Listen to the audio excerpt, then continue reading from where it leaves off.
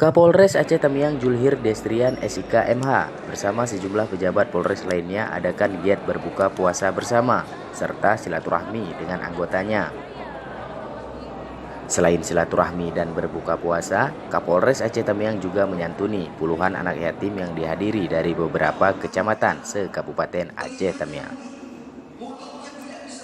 Dalam pembukaannya, AKBP Julhir Destrian SIK MH selaku Kapolres Aceh Tamiang juga menambahkan bahwa kegiatan ini sekaligus untuk penyampaian tentang hikmah Ramadan serta penyambutan nuzul Quran dan Idul Fitri. Apakah para Polres jajaran, para personil Polres Tamiang,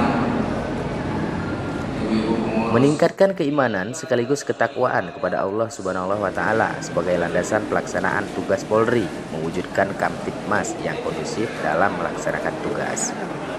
Dari Bumi Muda Sedia, Reki Ilham, Tamiang News TV.